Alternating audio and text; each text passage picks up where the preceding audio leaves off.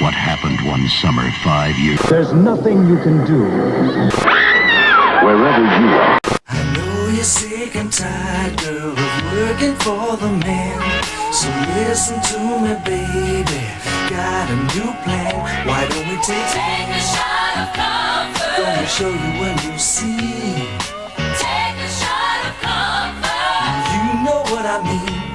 So Take me where the music's hot and hit me with a comfort shot. all the southern comfort. So set 'em up, Joe. This is Jared McVeigh from Island of Blood, a.k.a. Whodunit, and you're listening to The Hysteria Continues. And indeed you are. Welcome back to The Hysteria Continues, episode 258, I believe. And this time we're headed to the swamps of Louisiana for Walter Hill's Southern Comfort from 1981, that famous slasher movie, Joseph. Well, I mean, don't blame me. This is a listener pick from Napoleon Wilson. If you want to toss around hyperbole, Justin, blame him. Well, it's not that. Well, it's been interesting to see because like we've covered a few slasher adjacent movies before, haven't we? So it's going to be interesting to compare this to some of the other slashers that came out in the hallowed year of 1981, or whether or not we can describe it as a slasher. I don't know. It'll be interesting talking points. So, but before we get on to that, how are we all doing? Joseph, how are you doing today? I overslept today. Can you tell? Well. It's good to have you with us. Erik, how are you doing? Is it a heat wave where you are? It's far from a heat wave. Far from a heat wave. Well, it's foggy and miserable out. Okay. Because I just said off air, it's kind of, we got a heat wave here today, which is about 34 degrees. I'm not sure what that is in American lingo. In Fahrenheit. No. But it's hot out. So, yeah. Nathan, are you looking forward to heading to... Have you been to Louisiana before? No. Okay, so it's a holiday for us all into the swamps of Louisiana. But before we get to that, let's have a little chat about what we've been watching recently. So Nathan, would you like to go first? Anything you've seen you want to tell us about? I mean, I haven't seen anything new since last time. I did rewatch the newest Scream, and I still enjoyed it. Mm-hmm. You know, I liked it a lot. You know, it's, to me, it's, you know, as good as the other Screams. So that's a compliment. So. Okay, I'm going to need to rewatch it. I'm gearing myself up to rewatching that again. So, because I would like to do a review for for Hysteria Lives at some point. Although I've got a few reviews in the pipeline, and one I won't mention till it comes off. But one of your favourite movies, Nathan, will be making an appearance on the site very, very soon. Rabbit Grannies. I'm intrigued. Yeah. Well, I'll tell you off air what it is, but it's okay. So yeah. Well, have either of you rewatched it? No, I do want to rewatch it though, because I found a second watch helped me appreciate Scream 4 a lot more. So I'm hoping the same will happen with Scream 5. I didn't hate Scream 5. I just thought it was just meh. I will say that I do tend to agree that the elevated horror term, I don't. It comes across a bit snobbish to me. I'm like, to me, horror is horror, whether it's good, bad, or just bad fun. Well, that is fair enough. Although there has, obviously, we talked about the so-called elevated horror, and there's been a lot of that in recent years, isn't there? So, yes. Yeah. Well, I can guess it's going to be interesting, isn't it? Because you've got Scream 6 has already been announced and is going to go into production later this year, I think, for a release next year. And they've already got Courtney Cox back on board. I don't know if they've... Neve Campbell is back. I did read that there's rumours that Stewie will be back for Scream 6. Ooh. And there's a bit. I think there's some kind of creative thinking around how he may have survived the original Scream, in the same way as Nathan's creative thinking about Alice and Friday the 13th Part 2. I don't think that's creative thinking. I think it's just common sense. It's definitely not creative. So, and actually, we'll be revisiting some of the Friday the 13th soon. But just quickly mention that we've announced it on the group, but we are, with our Patreon, we are expanding it to cover. We're going to do commentaries of movies that we wanted to do commentaries for but we're probably never going to get a chance to. Some of the big franchise ones, and also probably some of the other films, some fan favourites and some of our firm favourites. Death Nurse. Yes. Maybe not Death Nurse. Well, who knows? It could be Death Nurse. But yeah, we're going to be doing a commentary a month as a Patreon exclusive starting from August. That's right, isn't it, Joseph? August we mentioned? Yes, so we're basically dividing things up into tiers. So you'd have to pledge for a tier to get that, but that begins in August. So anyone who's on there now, everything will remain the same until then. So, but we've announced, haven't we? We're starting with the original Friday the 13th. So, which is why I mentioned Alice and Friday the 13th Part 2, because I'm sure we will get to Part 2 as well. But the likelihood of us ever getting to do a commentary of the Friday the 13th franchise or the Halloween franchise is probably relatively slim. So we thought we'd take matters into our own hands and do it for you good people. So that'll be something to look forward to. Anything else, Nathan? No, not aside from what we're covering today and just rewatching some stuff we're going to be covering soon. Cool. Excellent. Okay. Well, Joseph, how about you?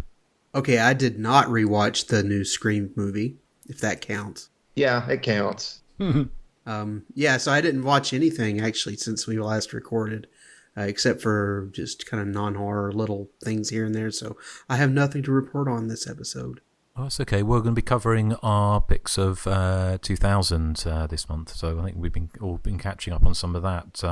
But Erik?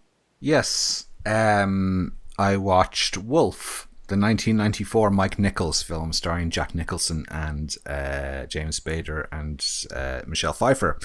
Now, this was one of these cheapy ones I got in the sale from Indicator, who were doing a Blu-ray sale on their site. So I picked this one up. I'd never had a great fondness for it. I saw it in the cinema when it came out, and the only thing I could remember about it, apart from Jack Nicholson weeing on James Spader's shoes in one scene, was that I just had a feeling of meh about it, to bring that phrase up again. But I purchased it anyway, and I watched it back, and I really quite enjoyed it this time around. I didn't remember it having so many comic moments. I mean, the first half has some chucklesome incidents in it that I found really interesting. For me, the film's at its best when it's not being horror, when it's nothing to do with the Wolfman, when instead it's dealing with the rivalries within this massive publishing company, which is the backdrop on which it's set, and that's much more fun. It's kind of soap opera with a tinge of dark humor, and that's kind of fun. The wolf stuff seems to sort of get in the way of that slightly. So as a horror film, it's not really up to much, but as a movie itself, I thought it was quite entertaining. Then The Wolfman for me is one of my least favorite. I wouldn't be that interested in Wolfman movies as such, apart from the obvious ones like American Werewolf in London and The Howling. Erik, I would have thought you would have loved the, sort of big hairy men, sort of, Well, yeah, but I don't want them to eat me. that doesn't sound right, does it? But no, I did it. I enjoyed it again. I also I know this is not a horror film in any way, but I just want to mention it in passing because it has some Hysteria Continues connections. But I watched Breaking Glass, which is a 1980 movie.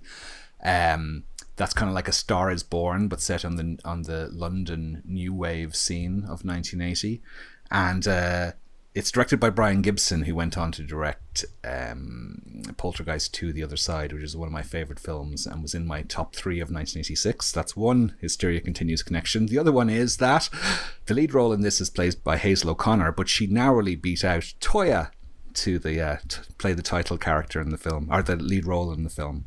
So there we go. So I love Breaking Glass. And the last thing I watched, I don't know if I saw you put something up about this on Facebook, Joseph, so maybe you saw this, Choose or Die, which is the new Netflix horror movie.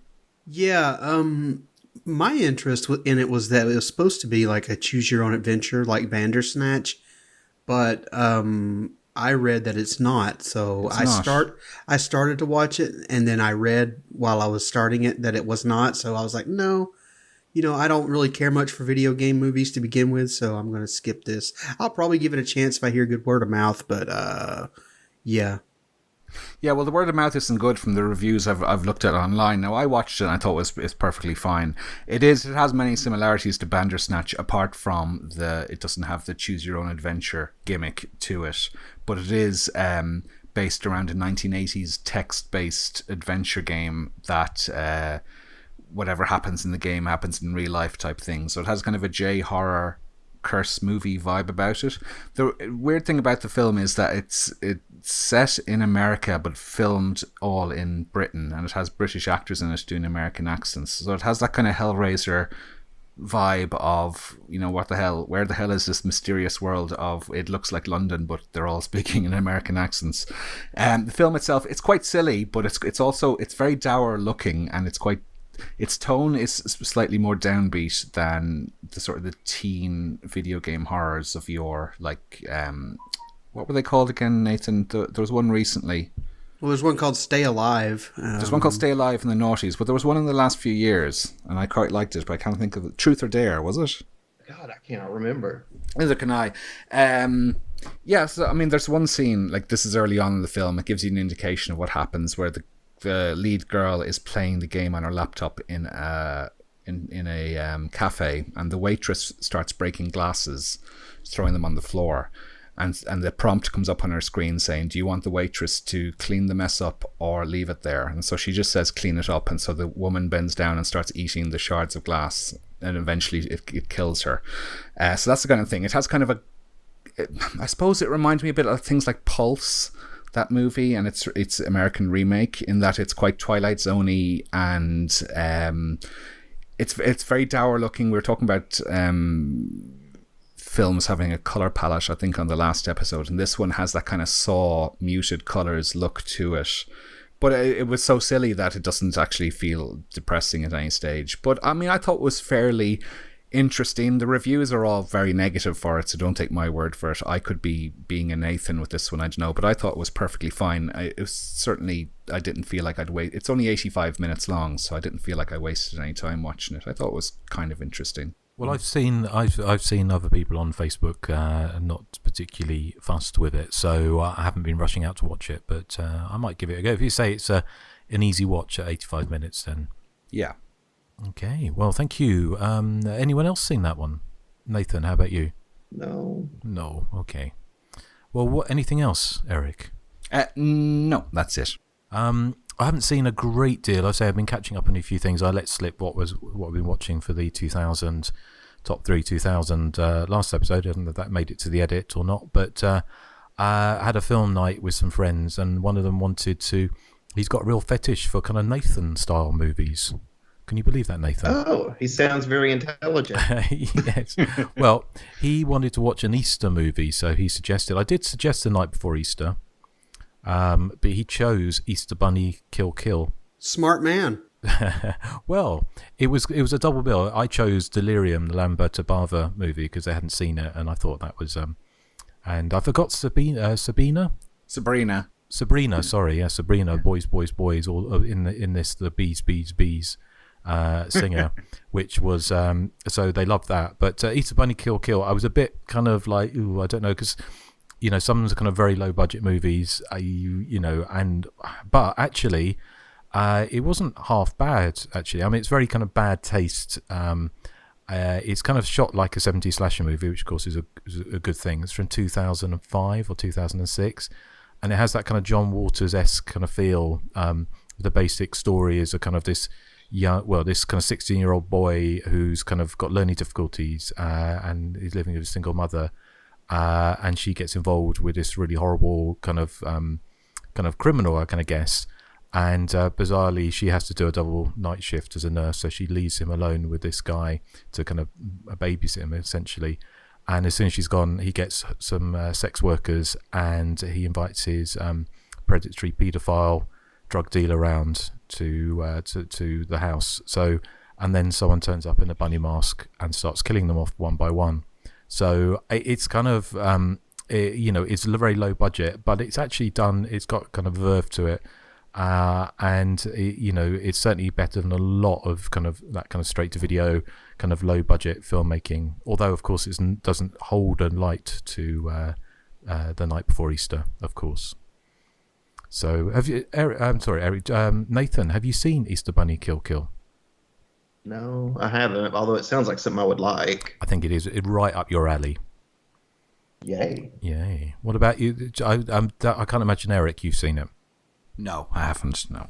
I've had my fill of Easter movies, obviously.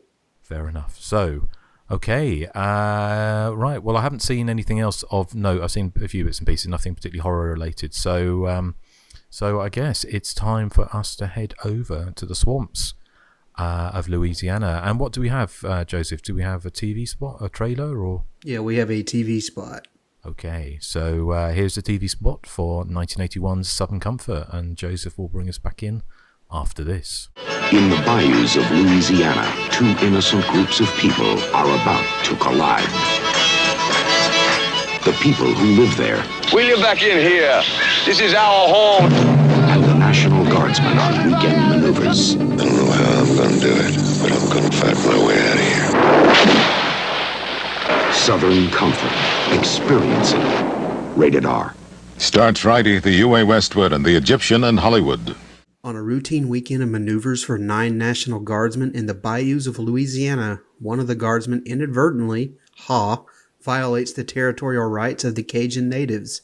What begins as a practical joke soon triggers a dangerous skirmish and, ultimately, an uncontrollable full-scale confrontation between the untrained civilians playing soldiers of Bravo Company and the bayou's fiercely clannish inhabitants. One by one, the vulnerable reservists are marked for death by an enemy that strikes without warning in defense of what it believes are its rights. Keith Carradine and Powers Booth are two guardsmen whose actions make the critical difference between their unit's survival and extinction. They join an impressive ensemble of actors who play the other men of Bravo Company, Fred Ward and Peter Coyote. Southern Comfort features authentic Cajun music composed and arranged by Ry Cooder and performed in the film and on the soundtrack by leading Cajun musicians. So that was from the Embassy VHS release of Southern Comfort. And first things first, Napoleon Wilson, we should tackle the elephant in the room. Is this a slasher movie? My answer would be a big fat no. Justin coined the excellent descriptor slasher adjacent. And I think the film fits with that term in so much that something like Deliverance or Rituals or, your Hunter's Bloods or your Zero Boys, how those films are associated with the subgenre, I think Southern Comfort fits just as neatly in that it features the fish out of water setup that leads to a 1-by-1 body count at the hands of shadowy ciphers, I guess. I don't know. But what it is at heart, I think, is an allegory on the Vietnam War.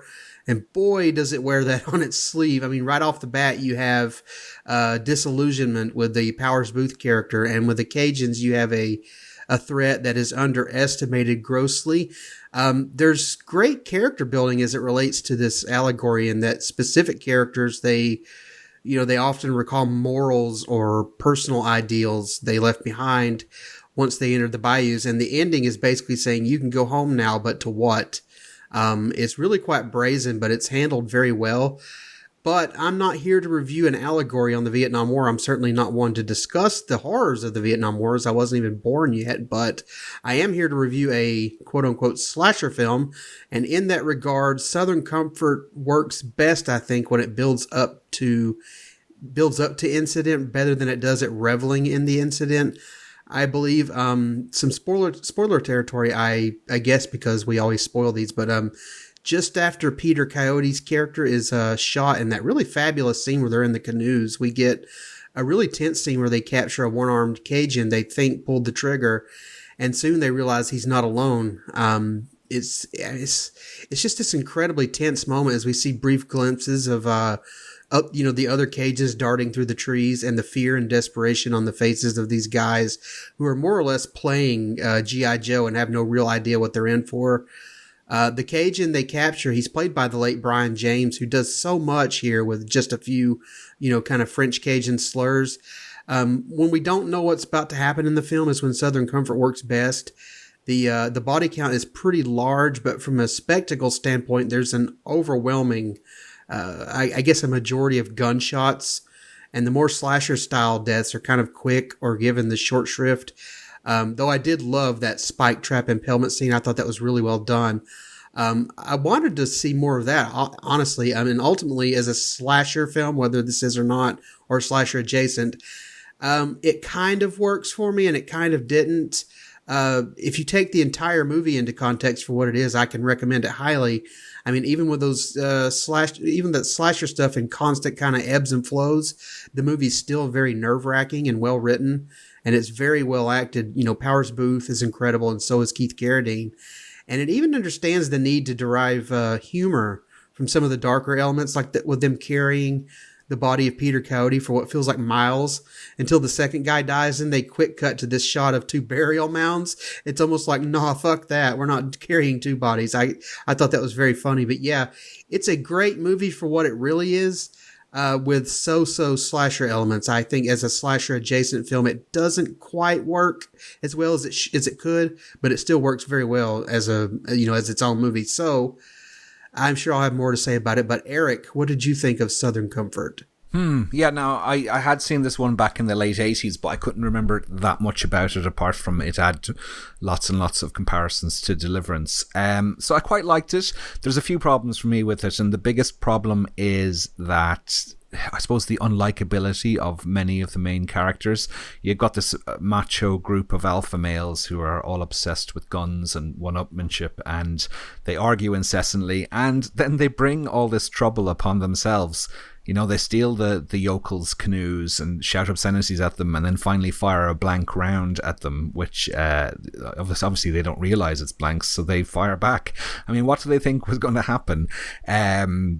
But there's a lot to like also. I mean, I thought the final 15 minutes were really well put together.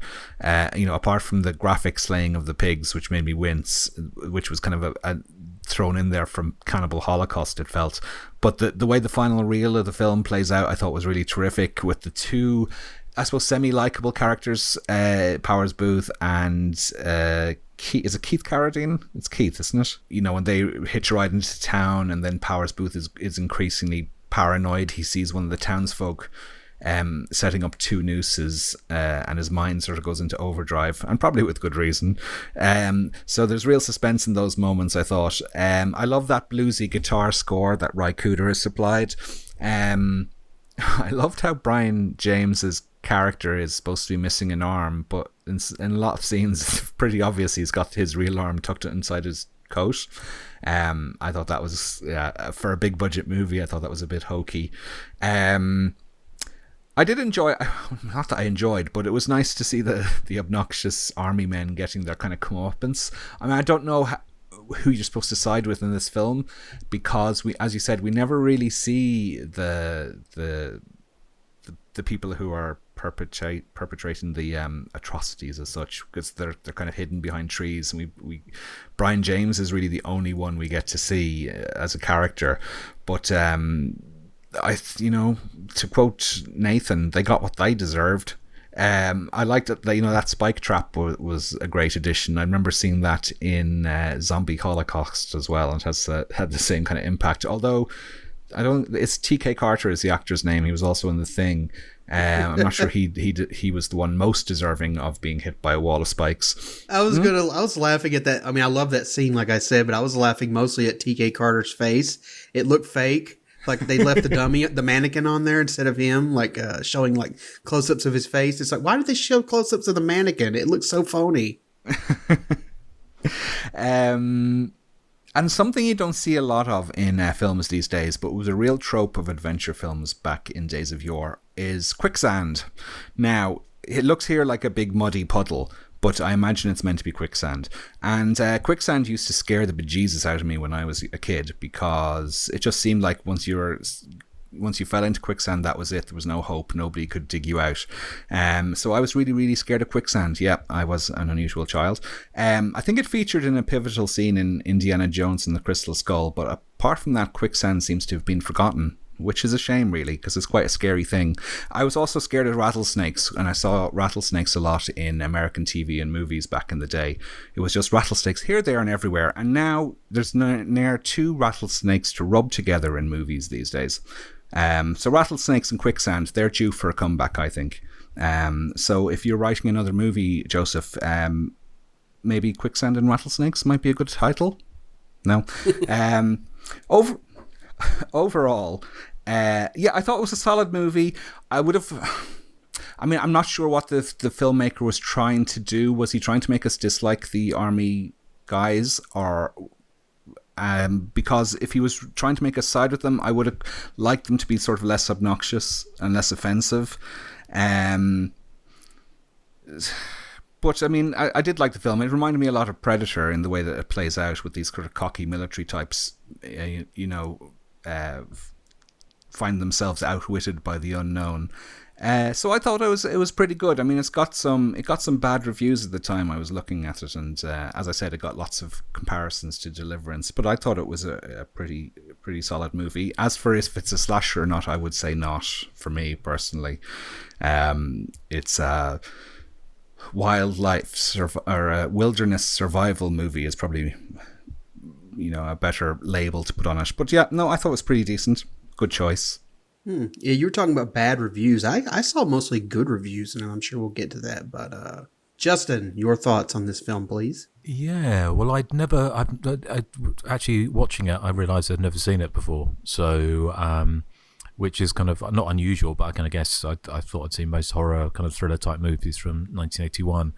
I kind of remember it coming out on video in the UK and it having something of a fearsome reputation as being incredibly violent and sort of, which of course it is incredibly violent, but I would sort of err on the side of no, it's not a slasher movie. I mean, it is very much along the lines of Deliverance. In fact, even some of the when the film came out, it kind of actually said not since Deliverance has a film been so whatever brutal or kind of suspenseful. So for me, I think the problem I found it was kind of interesting, and I think Walter Hill he kind of specialized in movies where sort of groups of men or people were kind of up against insurmountable odds, and they kind of become changed people by the end of it. And this is very much this kind of movie. It just, for me, it felt like the cohesive group fell apart almost a little bit too easily. I mean, obviously they were in the situation of their own making, as Erik pointed out. But it kind of, it just felt like you had like one character essentially becoming catatonic, almost relative, losing the plot completely. And obviously we can get into spoilers. I mean, I thought that the Powers move here was, like Joseph said, it was like a really sort of powerful actor. But I thought his character, who kind of saves the Cajun that they've taken captive from being sort of drowned or sort of kind of tortured by the Fred Ward character. And then then they get into a knife fight and he stabs the Fred Ward character to death, and it just seemed a bit out of kind of what exactly is going on, apart from maybe it's kind of slightly heavy-handed thing about civilization, people becoming savages very quickly, which of course is something that was kind of played out with all the cannibal films around the same time. So having said that, it was incredibly suspenseful, and it kind of the whole thing of the kind of people in the background, the Cajuns that are hunting them, and they're all kind of not seen. I mean, again, it's something I would argue was kind of done better in it certainly was done better in Deliverance and films like Rituals. Having said that, although I think Walter Hill kind of he excels is that kind of building of that kind of dread and the kind of the tension, which of course kind of builds up to that the scene in the town. And I thought that it's incredibly well done as a thriller. I mean, the pig slaughter stuff was I just didn't quite understand what the whole point of that was. Obviously I'm not a fan of that kind of thing anyway, and I try and avoid it if I can. I didn't really see that added much to the thing, apart from sort of painting Cajuns as being barbaric. I don't know what the point was, apart from just sort of shock value.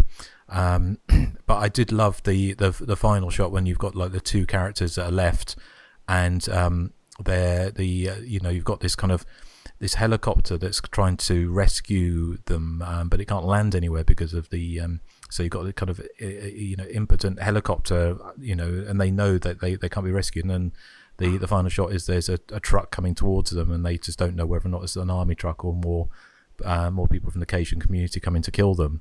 And so that, again, it definitely tips into horror territory, but I don't think it doesn't qualify as a slasher movie for me. I mean, I think it's a powerful and it's a well-made movie. I mean, also coming back to your point about quicksand, Erik, it was something I think in the 1970s and early 1980s, a lot of children were very frightened of quicksand because we all thought that quicksand would be a much bigger problem in our adult lives, and that actually turned out to be.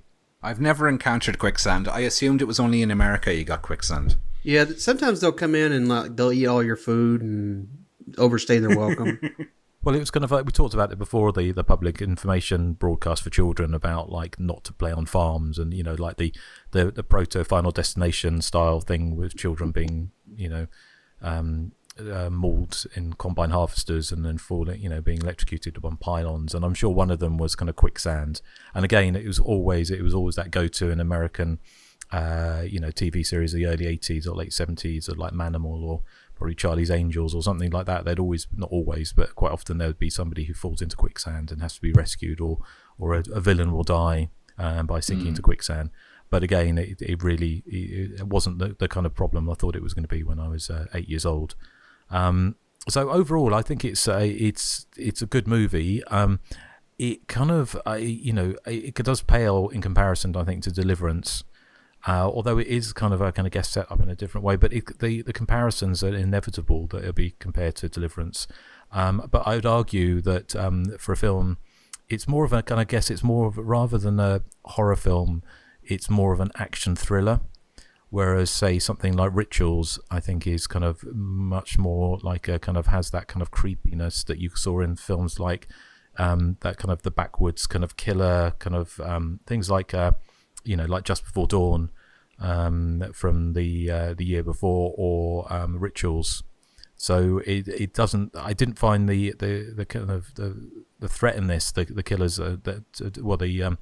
the Cajun people that are chasing them down after the prank goes wrong be particularly scary. It's just kind of so it wasn't. I don't think he was trying to make a horror movie. I think he's trying to make an action thriller.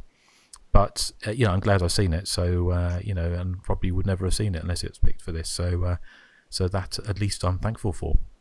Yeah, I would definitely agree with you. I think the threat of what they could do is a lot scarier than what we see them do in this film. And for me, that's one of my bugaboos with the film. But overall, I still enjoyed it. But Nathan, what are your thoughts?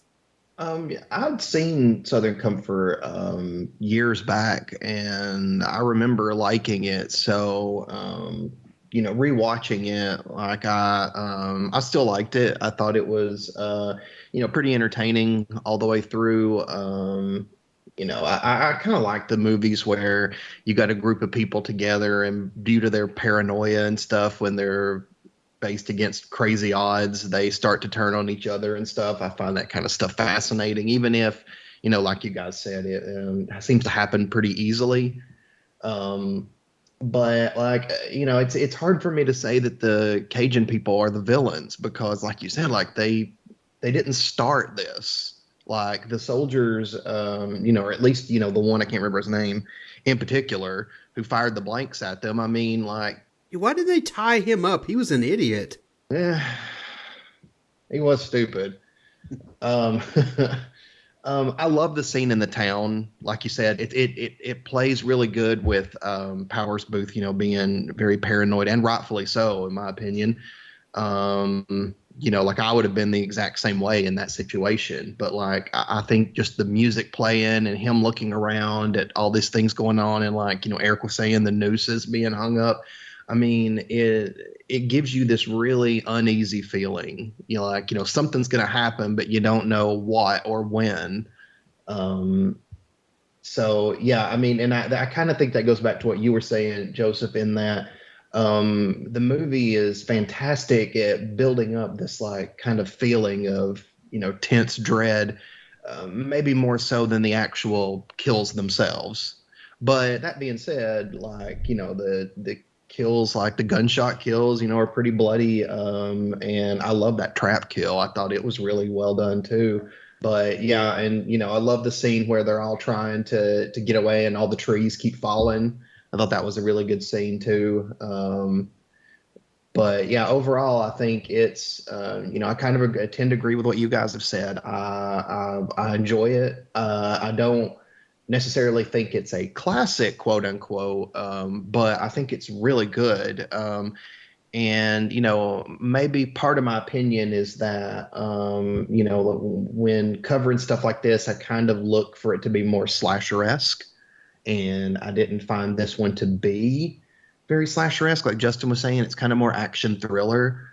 But I mean, and that's not a bad thing. I mean, it's just it's sort of like you got to know what you're getting, like what you're looking for, and this is definitely leans more to action than horror. So that's kind of my Tupperware.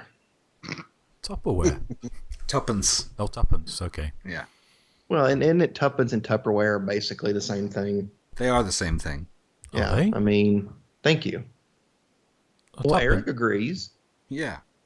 How do you figure that, Eric? Because they both begin with TUPP. I see. But tuppence is a coin, isn't it? Yes, it's 2 pennies. Well, that's how much a Tupperware bowl costs. Yeah, and you can eat your lunch off a tuppence. It'd be a very small lunch. It'd probably just be like 1 Skittle. Yes, it'd be like a ruble. That can be very filling. Yes. So, anything else you want to add, Joseph? No, I mean, I think I did, but you guys covered most of it. So, I mean, I'm fine to move into background if you guys are. Yeah, sounds good. Okay, Nathan, do you have any background for us? Okay, I don't really have a whole lot here, so I'll just read through what I do have. So the film opened on September 25th, 1981 in the United States to fairly good reviews from what I saw, but it had an abysmal box office performance. It was budgeted around $7 million and pulled in just under $3 million. Director Walter Hill, he later stated his disappointment with its failure, saying, the American reception was a real kind of nothing, but it was very nicely received around the world. He added that the movie didn't make a fucking nickel anywhere, foreign, domestic, anything. I was proud of the film, but I was disappointed in the lack of response. It was a universal audience failure. Usually you can say they loved it in Japan or something. I don't think anybody loved it anywhere. It hit the home markets in 1983 via Embassy under the Samuel Golden Entertainment label in your standard VHS and beta slipcases. And from my understanding, it didn't do too well on the video market either. Re-releases were slim to none, and even the budget labels that would acquire, kind of forgotten films at the time, like your Video Treasures, they didn't even seem to want to have anything to do with it. It played often, though, on cable here in the United States starting early 1983. It ran on Showtime often, several times a week, and would see showings on basic cable as late as the mid-90s. I remember seeing it for the first time, I think it was on TBS around 1987 or so, which would mean it was cut and edited for commercials, and but I do remember it playing often on TBS. I'm sure Justin might have a bit more to say on the review side, but this is an interesting little piece from the 1983 publication Cowboys and Cadillacs, How Hollywood Looks at Texas, and it says, in Southern Comfort, an interesting movie. The meanest, toughest member of the Louisiana National Guard is a Texan from El Paso. When the Guard unit on maneuvers in a Louisiana swamp gets into Deliverance-style trouble with some badass Cajuns, it's the Texan whose wilderness skills and sheer mad dog meanness enable him and one other guardsman to survive. Now, Powers Booth, a native Texan, gives this role the sharp edge it needs, it says, but I don't remember him being very, mad dog and mean. He seems more like pragmatic, and he's doing what he needs to do just to get out of there. They praised the film, but I think they got it wrong there. Shockingly enough, Siskel and Ebert both gave this film a thumbs up and even called it one of the year's best films. Just a few little extra notes here before I pass this off. Its working title was The Prey, apparently. And the movie's closing credits declare, the title Southern Comfort is used with the permission of Southern Comfort Corporation, producers of Southern Comfort Liquor. And that's all the background I have. So if you two guys want to fight over who goes next, that's fine with me. Well, I'll pass it to Erik in a moment, but one sort of little discussion point was that obviously if Siskel and Ebert gave it such a glowing review, and of course this 1981 was the year that they were bashing, well, obviously 1980 was the year they bashed Friday the 13th, and like pretty much any horror movie, slasher movie that came out in 1981 would have got the 2 thumbs down from Siskel and Ebert. But arguably I'd say that the Southern Comfort is easily as violent as most slasher movies, isn't it? So, there's a scene at the end which is going to make anyone wince, where someone gets stabbed through their ball sack, basically, from underneath, which is going to make So why do you think?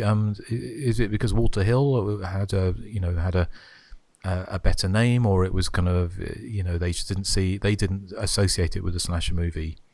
I think it's a little bit of both. I mean, like, the slasher stuff is kind of lean here, so they probably didn't, catch on to it as much as they would say something that has a constant kind of motion to it, like Friday the 13th. Plus, and this is not a disparaging remark against your Friday the 13th, obviously, but they do go into the little more of the I guess, kind of the human dramatic side here, whereas they wouldn't do that in your kind of typical Friday the 13th film. It's elevated horror. Or elevated action thriller. Yes. Just like the old Federal Massacre series. Of course. Well, Erik, what do you have for us? Okay, I have nothing else really apart from that it was shot in 55 days. That was the shooting schedule. And also you were mentioning that its original title was The Prey, which was the 1976 script title that Walter Hill had written. But did you know that Powers Booth's character in the original script was supposed to tell a joke about a wide-mouthed frog? The Prey. That's kind of a deep dive, isn't it?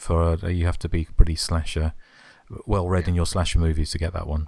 You did get that one, Joseph, yeah? You understand what I mean, no? Yes, the wide-mouthed frog, yeah. Yeah. It's just I didn't hear you laugh. I was more of the laughing on the inside, but it's actually crying. Oh, the one other thing I have, Justin, is that Joseph already mentioned it opened on September 25th, 1981. Now, according to thenumbers.com, it only opened that week in 17 theatres, so it placed number 16 in the box office. But number 1 in the box office that weekend was one of your favourite films, Justin Kurzweil. Mommy Dearest. Ah. There you go. You could have had a double bill of Mommy Dearest and Southern Comfort. Gosh. Do you have any of your clothes hanging on wire hangers right now, Justin? I'm sure I do, yeah. And I don't care. That's because I make stiff drinks like Christina. So, anything else, Erik? No, that's it.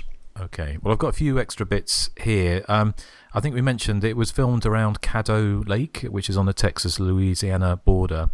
It had been used, the same location for Swamp Rats that year, which I looked up is actually renamed Soggy Bottom, USA, which is a comedy which, funnily enough, also starred Brian James. So he must have hung around and then made Southern Comfort a little bit later. The location was suggested to the location manager under the name of Mary Galloway, who said it was not bizarrely, but it was suggested to her by people who've been working on Walt Disney movies. It's the reason they used it partly is because some locations could only be reached by helicopter, which of course is what you see in the film. It's that kind of the very kind of tense scenes where the helicopter can't rescue them. But they said that the Caddo was easily accessed by road. But they said that brought some of its own problems because they had to, in fact, while it looks like it's kind of in the middle of nowhere, there were actually kind of lots of holiday homes on the edges of lakes and stuff, and so they had to put up curtains and stuff and sort of paint them kind of swamp colours, I can guess, to stop seeing these kind of fancy summer homes on the edges of the lake, to make it give the impression that it was in the middle of nowhere. It started filming in November of 1980, went through to February of 1981 with a cast and crew of 70 people, and it looked as uncomfortable, it was actually as uncomfortable to film as it looked, and in fact many of the cast and crew got flu while making it. Many of the locals around were used as extras. Walter Hill had worked with David Giller, the producer, on the film, and they worked together on Alien in 1979. And I think Walter Hill, he kind of he kind of polished up Dan O'Bannon's script for Alien originally.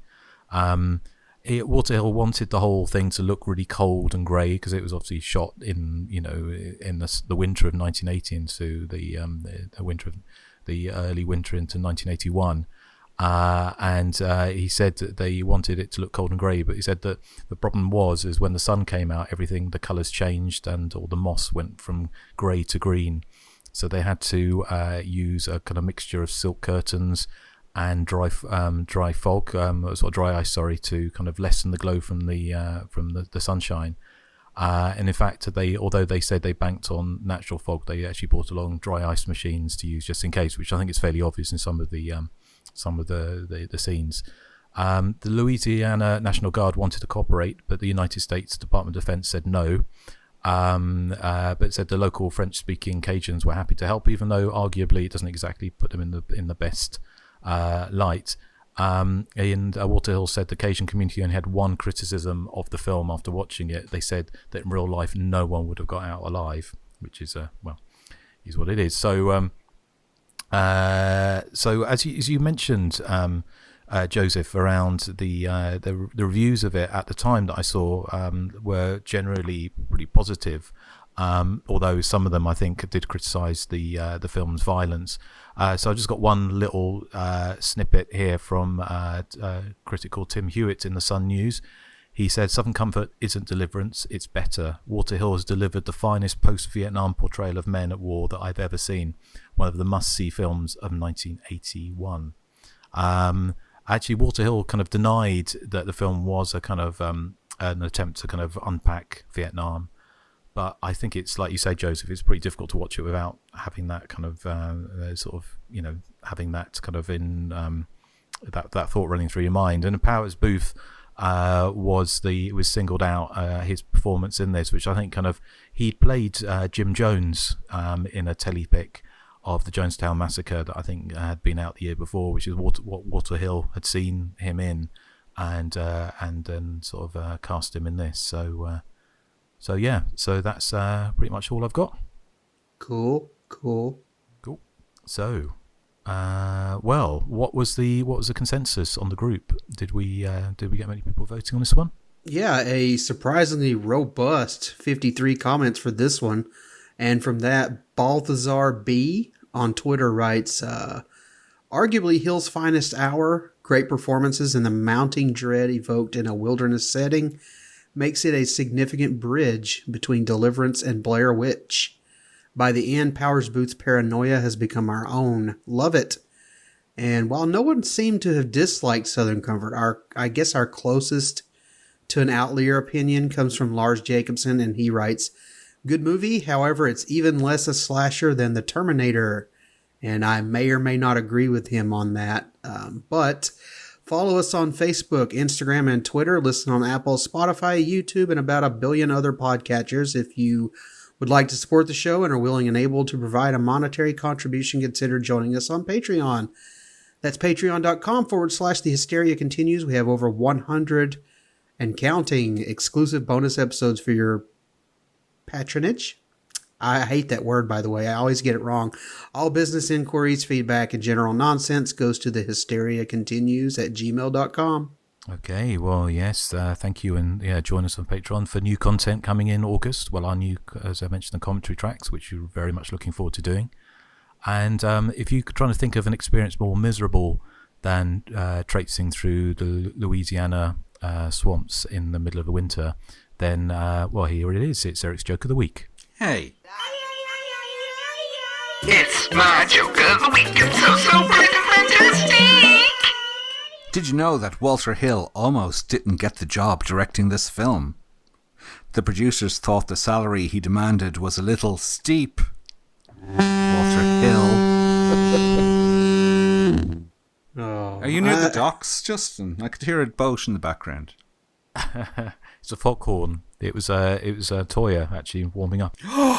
I knew when you mentioned the name Hill, I was waiting for some kind of hill joke, a cliff joke or something. No, you weren't. It was totally unpredictable. I think Eric's joke's over the hill. Yes. And we have some feedback. Does anyone else have any feedback, or is it just me? It's just you. Well, feedback starts. Greetings, gents. I felt compelled to share my interpretation of the seemingly controversial hospital scene in the recent Scream film. If you recall, there is a moment early on, after an unsuccessful attack in the hospital, where the sheriff offers to relocate a certain character to a private room as a safety precaution. I assume that this was the reason why there was only a lone jet deputy on her floor later on. Should this minor detail change your overall opinions about the film? Of course not, but it was as good an excuse as any to write in, as it's been far too long. Personally, I enjoyed the film much more than expected, given my general disdain for these recent franchise revivals, but my expectations were admittedly quite low. Still, I ultimately judge most films by whether I would add them to my physical media collection, and as far as the Scream franchise is concerned, I would be perfectly content only owning the original. Unfortunately, there's only so much you can do with a series of whodunit mysteries, and that first reveal will never be topped. Anyway, despite my lack of feedback, I'm still loyally listening to your podcast and enjoying your Patreon content. There have been many times one of you has mentioned a seemingly forgotten film I adore on your top 3 lists, and it always brings a smile to my face. Oh, and Erik, I really enjoyed your recent appearance on the Retro Movie Love podcast as well. Oh, thank you. What were you on there talking about, Erik? We're talking about the Roger Moore James Bond films from Live and Let Die up until A View to a Kill. Ah, okay. I'll have to listen to that with our good friend Meep. So I thought that was fun. So, but then he gets a little dig, Erik, and he says, if only you would apply that much effort to your jokes of the week. I'm kidding, of course. Keep up the great work. Your pal from the City of Angels, Ara Alashan. So thank you, Ara. Good to hear from you. Thank you. Yes. I often wondered what happened to those pesky Alashans. They're still listening. So, yeah. Well, what is there? Is there anything left for us to say? Just what we're covering next time. And it's Nathan's pick. Well, for next time, we are going to be covering Session 9. And don't worry if you haven't seen Sessions 1 through 8. Still follow it. Excellent. We're looking forward to getting back to that, which arguably is another one. You say it's definitely a slasher movie, Nathan? Oh, slasher adjacent, I'd say. To me, it's another slasher adjacent. I'd say it's more slasher adjacent than Southern Comfort. Yeah. Yeah, I would agree with that. So, well, join us next time on Hysteria Continues. And what are we playing out with, Joseph, your pick? Well, I mean, this is cliche as hell, but how about Born on the Bayou by CCR? I don't know it, but it sounds perfect. Creedence Clearwater Revival. Okay. So. No, nobody knows who they are? I do know who they are, yes. I was about to say, so you at least know who they are. Yeah, I know who they are. I just don't know the song. But no, well, thank you. And, thank you for listening to The Hysteria Continues. I hope you enjoyed the show. And, we'll come back and next time we'll be covering... Oh, hang on. I've just thought of another joke of the week. Oh, God. Do you want me to do the jingle again? Yeah. It's my joke of the week. It's so pretty fantastic. Did you know there was going to be a sequel to Southern Comfort? It was called Jameson. Thank you. You're very welcome. Justin is laughing so much he's accidentally pressing buttons on his soundboard. Yeah. I know Jameson's a whiskey, but... Southern Comfort is a whiskey. Yeah, but I don't get it. Do you get it, Nathan? No, but I sometimes don't get it, so then I have to just pretend like I do. They're both the name of whiskeys. Yes. You do get it, This is Justin. once I'll actually defend your honor, Erik. Thank you. It was a good joke. I can't remember if we talked on air or off air about my, being very ill as a 15-year-old on Southern Comfort. I thought for a second there you were going to say, I don't know if we've talked about on air, off air, my alcohol problem. I have no problem getting hold of alcohol. But yeah, Southern Comfort, I wouldn't touch it with a barge pole. The drink, that is. It's kind of like cough syrup, isn't it? Horrible. Ugh. Disgusting. So, anyway, again, we're playing out with, what is it again? Born on the Bayou. That's the one. Okay. Well, thank you for listening. We'll catch you next time on Hysteria Continues. So, say goodbye to the good people. Bye. Bye. Goodbye. Bye. Bayou. Oh, yeah. There's another third joke of the week for you, Eric. Yeah, I know. The factory's in overdrive. Was it my joke that inspired you? Oh, yeah, he joked last night. Yeah, it was. Hey, let's hear Nathan's joke of the week. It's my joke of the week. It's so bright and fantastic. What's the best direction for comfort? Southern comfort. Oh my God. Yeah. Holy crap. Justin, you said don't give up your day job. How dare you? Well, I think I'm not being unkind, Nathan, but I think Eric's things can just about qualify as a joke. I'm not sure if that can really qualify as a joke. It's a joke. Southern comfort. It's a direction as well as You don't have to, accentuate south. You could just say southern. Yeah. Yeah, but that's the way the joke was told. I capitalized south. And I wanted to say southern, but I'm like, that doesn't sound right. So Oh my God. Well, where they say that you should never explain a joke because it's not funny when you explain it. I mean, it wasn't funny in the first place either, but it hasn't got any funny when you explained it, Nathan. The Oh my God. shades. when I meet you, I am going to knock the olive out of your martini. So that falls onto the ground. Yeah, you're going to throw a glass of cheap Southern Comfort in my face. Yes, I will. Southern Comfort. Okay. Well, Or should I say Southern Comfort? oh, blimey. Maybe I'm going to need a stiff one after this. Woo! Thank you for listening, and we'll catch you next time on Hysteria Continues.